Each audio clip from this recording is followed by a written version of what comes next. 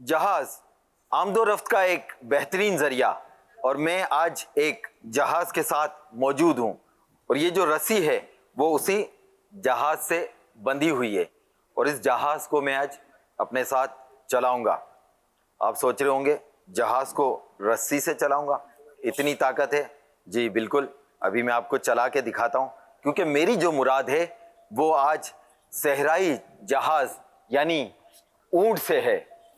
اور اس کو صحرائی جہاز اس لیے کہتے ہیں کیونکہ یہ صحرا میں بہت تیز دوڑتا ہے۔ اونٹ کی ایک اور خاص بات ہے کہ یہ کانٹے دار جھاڑیاں بھی بڑے مزے سے چوئنگم کی طرح چبا سکتا ہے۔ اونٹ میں ایک اور خاصیت ہے کہ یہ کئی دنوں تک پانی اور خوراک کا ذخیرہ اپنے کوہان میں کر سکتا ہے۔ آپ نے اونٹ کی کچھ خصوصیات کے بارے میں سنا، اب ہم آپ کو کچھ ایسی باتیں بتائیں گے جو عوام میں مشہور ہیں، اور ہمارے ساتھ اونٹ کے مالک موجود ہیں، ان سے بھی کچھ اونٹ کے متعلق باتیں کریں گے، اور پھر اینڈ میں ہم اپنے شیخ سے پوچھیں گے۔ اچھا وزیر احمد بھائی، یہ بتائیے کہ اونٹ کی قربانی کے بعد اس کے خون کو جو ہے لوگ ہیں نا جسم پر بھی لگاتے ہیں نا؟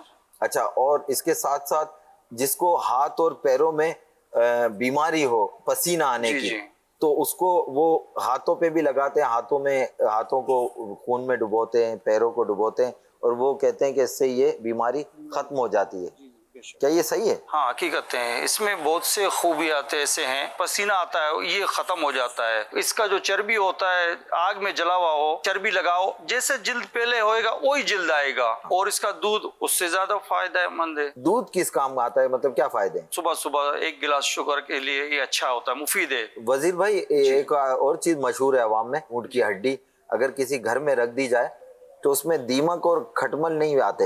ہاں یہ بھی ہے، اور گھر میں اس کی ہڈی گھر کے دروازے پہ آپ رکھو، جادو علم ٹونے یہ نہیں ہوئے گا آپ کے گھر میں۔ تو اونٹ کے اور کیا فائدے ہیں؟ کسی کو قبضی ہے، پیٹ خراب ہوتا ہے، دودھ نکالو، اس کا پونچھ لگاؤ اس میں، تو اس سے جو ہے نا قبضی اور پیٹ کے جو امراض ہوتے ہیں وہ ختم ہو جاتے ہیں۔ اس سے مطلب دم کتنی لگاؤ، ٹچ کرو پوری، تھوڑا سا ٹچ کر کے نکال لو۔ تو یہ کیا سائنس ہے؟ یہ پیٹ کے بیماریوں کے لیے۔ کہتے ہیں کہ یہ اونٹ ہے نا بدلہ لیتا ہے، کوئی اس سے ناجائزی کرے یہ اپنا بدلہ لیتا ہے، اور مطلب بدلہ کیسے بدلہ لیتا ہے، کیا کرتا ہے؟ آپ کہیں پر بھی مل گئے اس کو، اچھا دوبارہ آتے جاتے کہیں اس کے سامنے آپ آ گئے، وہ آپ کو پکڑ کے نیچے جو ہے سینے کے نیچے اکثر یہ دبا دیتا ہے۔ اچھا وزیر بھائی یہ بتائیے، ایسا لگتا ہے کہ وہ روئے ہیں، جی تو یہ رونے کا کچھ اونٹ کا کانسیپٹ ہے کیا؟ روتے ہیں یا کچھ؟ جانور کو بھی تکلیف ہوتا ہے بھائی، آپ جانور لے جاؤ، اس کا جو یہ نتیل ہوتا ہے، اس کے رسی ہوتا ہے، اس کو ڈھیلا رکھو، اس کو کھینچو مت۔ نکیل ڈالنے سے کیا ہوگا اس کو، اونٹ کو؟ نکیل ڈالنے سے دیکھو سر، جیسے ہمارے گھر میں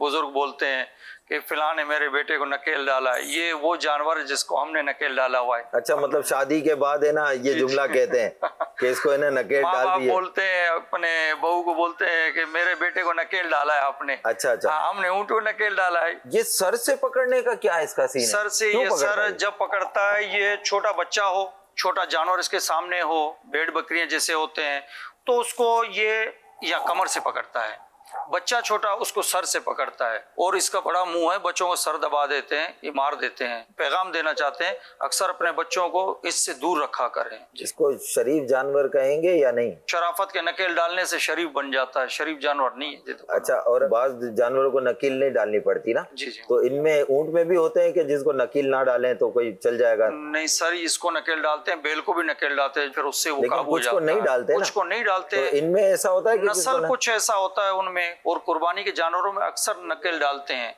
کیونکہ قربانی کے جانور گھروں میں جاتے ہیں۔ شیخ آپ نے سنی کچھ عوامی باتیں اور کچھ خصوصی باتیں اونٹ سے متعلق اور قربانی کے اونٹ سے متعلق۔ اب پلیز شیخ آپ ہی بتائیے کہ کیا ہے حقیقت اور کیا افسانہ؟ اگر انسان کی جلد جلی ہو، یعنی آگ سے وہ جل گئی ہو، تو اونٹ کی چربی لگانے سے کھال جیسی تھی ویسی ہی آ جائے گی۔ اونٹ کی چربی جلی ہوئی جلد یعنی جلی ہوئی سکین اور چہرے کی خوبصورتی کے لیے مفید ہے، اس سے پگھلا کر لگایا جائے۔ اونٹنی کا دودھ معدے کی جلن، سوزش، یہ سوزش عام طور پر سوجن کو بولتے ہیں، لیکن سوزش کا معنی جلن ہوتا ہے۔ اب یہاں کیا حکیم صاحب کی مراد ہے، وہ شاید یہ سوزش ورم یہ ایک ہی چیز ہو کہ وہ یعنی کہ सूजन, वर्म को सूजन बोलते हैं, स्वाइलिंग। तो मैदे की स्वाइलिंग के लिए, सूजन के लिए ऊँटनी का दूध मुफीद है। और ऊँटनी के दूध का मिजाज गर्म है, ये हिकमत में नहीं कि ये होता है, तो गर्म होता है ये। लिहाजा गर्म मिजाज वाले हकीम साहब से मशवरा करके, तबीब से मशवरा करके ऊँटनी का दूध इस्तेमाल करें। क्या ऊँट के दूध में इसकी पूंछ भिगोकर पीने से कब्ज और पेट की बीमारियां दूर हो जाती हैं? तो ये हकीम साहब का पैगाम आया है कि दूध में दुम का भिगोना ये समझ में नहीं आ रहा, क्योंकि दुम में पेशाब का असर होने का खतरा है।